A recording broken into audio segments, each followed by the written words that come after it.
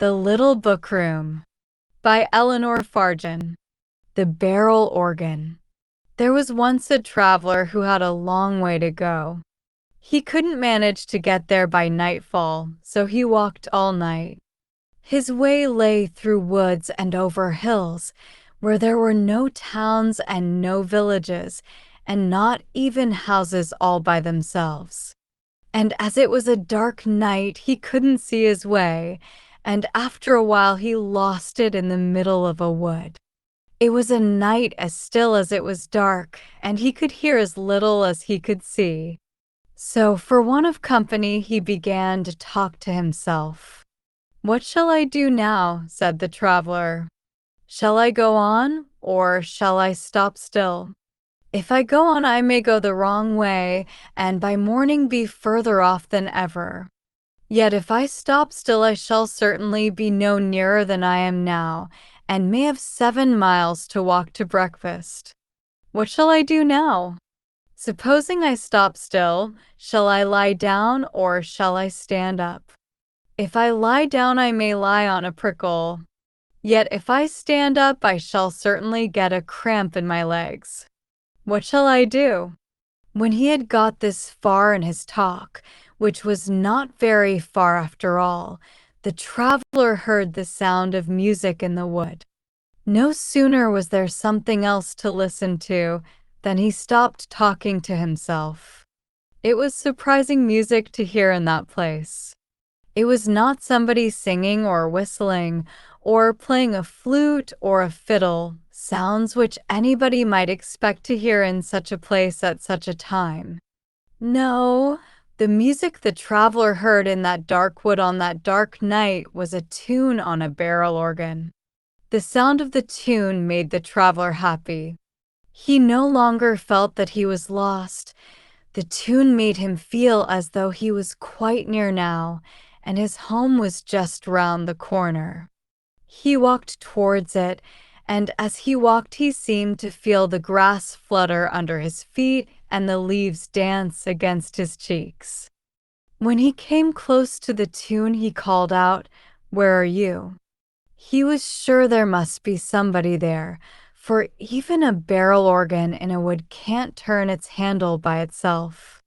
And he was right, for when he called out, "Where are you?" a cheerful voice answered, "Here I am, sir." The traveler put out his hand and touched the barrel organ. "Wait a bit, sir," said the cheerful voice. "I'll just finish this tune first. You can dance to it if you want to." The tune went on very loud and jolly, and the traveler danced very quick and gay, and they both finished with a flourish. "Well, well," said the traveler, "I haven't danced to a barrel organ since I was 10 years old in a back street." "I expect not, sir," said the organ grinder. "Here's a penny for you," said the traveler. "Thank you," said the organ grinder. "It's a long time since I've taken a penny." "Which way are you going?" asked the traveler. "No way in particular," said the organ grinder. "It's all one to me. I can grind my organ here as well as there." "But surely," said the traveler, "you need houses with windows in them, or how can people throw the pennies out?" "I've enough for my needs without that," said the organ grinder. "But surely," said the traveler again, "you need the back streets with children in them, or who's to dance when you play?" "Why, there you've hit it," said the organ grinder. "Once upon a time I played to the houses with windows every day till I'd got my 12 pence, and then for the rest of the day I played in the back streets. And every day I spent 6 pence and saved 6 pence. But one day it happened I caught cold and had to lie up, and when I came out I found another organ in one of my back streets, and a gramophone in a second, and a harp and cornet in a third. So I saw it was time to retire, and now I grind my organ wherever I please. The tune's the same, here or there." "But who's to dance?" asked the traveler again. "There's no want of dancers in a wood," said the organ grinder, and turned his handle.